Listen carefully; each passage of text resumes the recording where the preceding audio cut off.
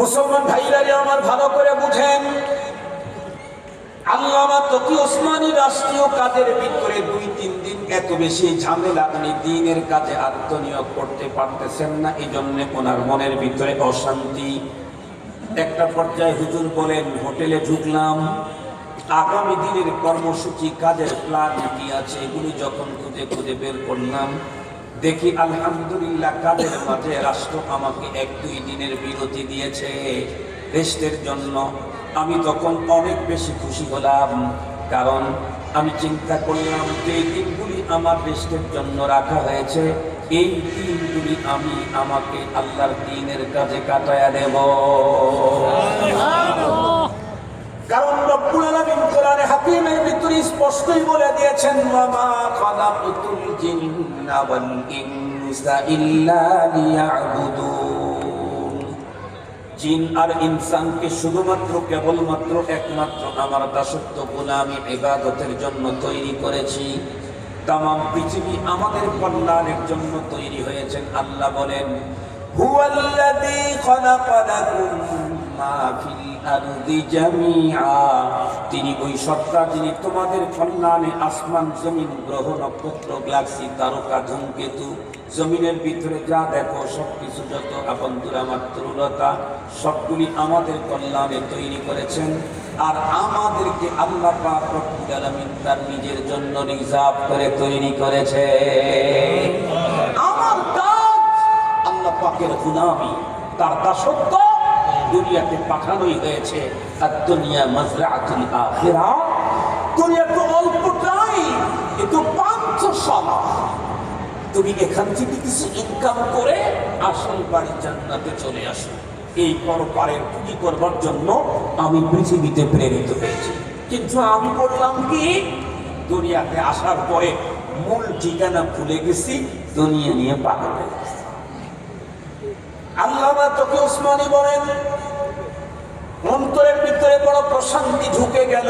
আলহামদুলিল্লাহ, সামনে 1-2টা দিন আমার রেস্টের জন্য আছে। এই দিনগুলি আমি আমাকে দ্বীনি কাজে নিয়োজিত করে রাখবো। এক পর্যায়ে বসে বসে সিদ্ধান্ত নিলাম, দ্বীনের কোন কাজটা আমি প্রথম করব। ভালো করে বুঝবেন, উনি কিন্তু বর্তমান পৃথিবীর 10 জন সেরা আলেমের একজন। উনি সিদ্ধান্ত নিলেন, সর্বপ্রথম দ্বীনের যে কাজটা করব সেটা হলো, আশেপাশে কোনো মাদ্রাসা থাকলে আমি সেই মাদ্রাসা ভিজিট করতে যাব। সেইখানে ওলামা আছে, তোলাবা আছে। আর আল্লাহর পয়গম্বর ঘোষণা করেছেন, খায়রুকুম মান তাআল্লামাল কুরআন ওয়া আল্লামা।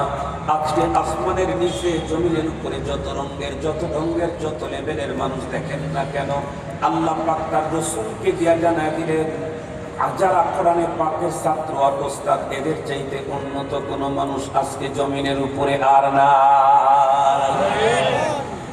এই কারণে আল্লামা তকি ওসমানী উনি বুঝেন, পৃথিবীর সব মানুষ সব জিনিসের মর্যাদা বুঝে না।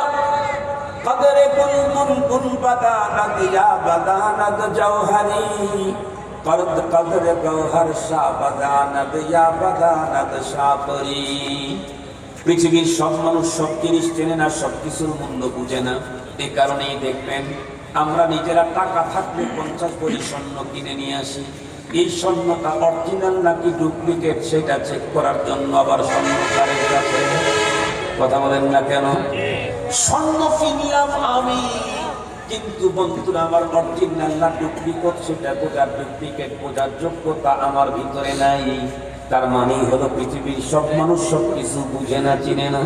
এই পৃথিবীর কিছু মানুষ আছে যারা দুনিয়া বোঝে, কিছু মানুষ আছে যারা দ্বীন আখিরাত বুঝে, চিনে।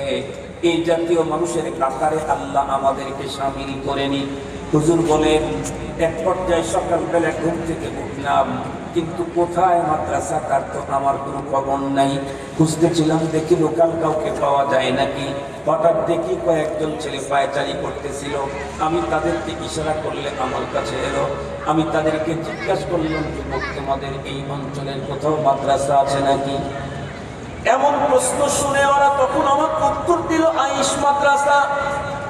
ওগো বিদেশি, মাদ্রাসা বলতে কি জিনিস বুঝাইতেছো তোমরা? আমি তো বুঝি না।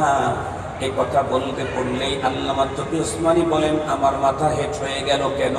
পৃথিবীর প্রথম মতামত্তুল কওম হলো ইরাক। পৃথিবীর ভিতরে আব্দুল কাদের জিলানীর মতো বুজুর্গ তৈরি করেছে ইরাক। যেই ইরাক একটা সময় তামাম পৃথিবীর ভিতরে সবচাইতে উন্নত উলুম ও ফুনুনের মার্কাজ ছিল, সেই ইরাকের মুসলমান আজকে মাদ্রাসাই চেনে না। এটা তো এর চাইতে লজ্জাস্কর আর কিছু হতে পারে না। আমি একটা পর্যায়ে তাদেরকে বোঝাবার জন্য বললাম, মাদ্রাসা চিনো না বলে না। আমি বললাম যেখানে কোরআন পড়ানো হয়, হাদিস পড়ানো হয়। এ কথা বলতেই যুবকেরা মুস্কি হাসি দিয়ে আমাকে বলতেছে, আল্লাহ এই জাতীয় প্রতিষ্ঠান ফি দিয়ারিনা কাসীর মওজুদ, আমাদের দেশে তো অ্যাভেলেবেল আছে। আমিও তখন খুশি হয়ে জিজ্ঞাসা করলাম, আইনা আইনা, কোথায় কোথায়? ওরা তখন উত্তর দিল, কেন ফিল কুল্লিয়া ওয়াল জামিয়া, আমার দেশের স্কুল কলেজ ইউনিভার্সিটি সেখানে তো কোরআন পড়ানো হয়, হাদিস পড়ানো হয়। তকি ওসমানী বলেন, আমি তখন বললাম, মারাত্মদারি, এই জাতীয় প্রতিষ্ঠান তোমাকে জিজ্ঞাসা করি নাই, কারণ আরাত্তু আল মাদ্রাসা আল মুখাসসাসা, আমি তো বিশেষায়িত প্রতিষ্ঠানের কথা জিজ্ঞাসা করেছি, যেখানে শুধুই কোরআন পড়ানো হয়, হাদিস পড়ানো হয়, তাফসীর পড়ানো হয়, উসুল পড়ানো হয়, ফিকহ পড়ানো হয়, বালাগাত ফাসাহাত পড়ানো হয়, আরবি আদব পড়ানো হয়, এই জাতীয় প্রতিষ্ঠান।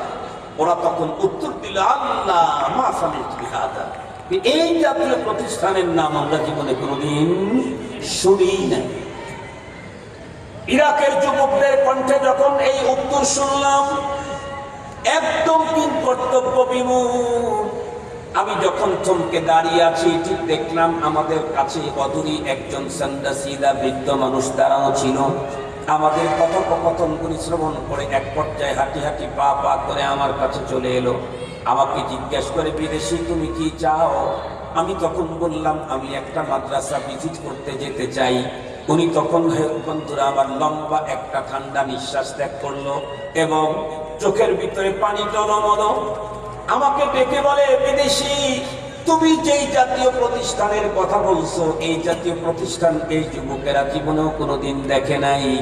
এই জাতীয় প্রতিষ্ঠান এই যুবকদের জন্মের অনেক আগেই ইরাক থেকে ম্লান হয়ে গেছে। এই জন্য আজকে তামাম ইরাকে ভদ্র হয়ে তন্ন তন্ন করে খুঁজলে একটা প্রতিষ্ঠান তুমি এরকম পাবা না। আমার তখন চেহারার ভিতরে মালিন্যতার ছাপ, আমার চেহারার মালিন্যতার ছাপ দেখে বৃদ্ধ লোকটা আমাকে বলে, বিদেশি তুমি যদি বেশি আবেগী হয়ে থাকো, একটা কাজ করতে পারো। কি? ওই জাতীয় প্রতিষ্ঠানে পড়ুয়া একজন মানুষ এখনো ইরাকের ভিতরে বেঁচে আছে, আব্দুল কাদের জিলানী রাহমাতুল্লাহি আলাইহির মাজার মসজিদের ইমাম ও খতিব, ওনার ওখানে যেতে পারো। আল্লামা তকি ওসমানী বলেন, আমি দিনে দিনে সিদ্ধান্ত নিলাম সেখানেই যাব।